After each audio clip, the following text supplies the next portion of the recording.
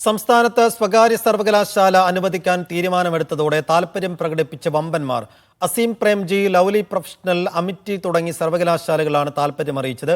കാലാനുസൃതമായി പിടിച്ചു നിൽക്കണമെങ്കിൽ സ്വകാര്യ സർവകലാശാലയുമായി മുന്നോട്ട് പോയേ പറ്റൂ എന്ന് ഉന്നത വിദ്യാഭ്യാസ മന്ത്രി ആർ ബിന്ദു പറഞ്ഞു.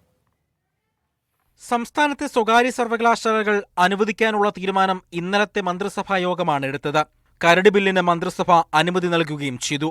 ഇതിന് പിന്നാലെയാണ് ഇന്ത്യയിലെ പ്രധാനപ്പെട്ട സ്വകാര്യ സർവകലാശാലകൾ താൽപര്യം പ്രകടിപ്പിച്ച് രംഗത്ത് വന്നത്. അസീം പ്രേംജി, ലവ്ലി പ്രൊഫഷണൽ, അമിറ്റി തുടങ്ങിയ സർവകലാശാലകളാണ് താൽപര്യം പ്രകടിപ്പിച്ചിരിക്കുന്നത്. 3-4 സർവകലാശാലകൾ കൂടി വരും ദിവസങ്ങളിൽ സംസ്ഥാനത്തെ സമീപിക്കുമെന്നാണ് വിവരം.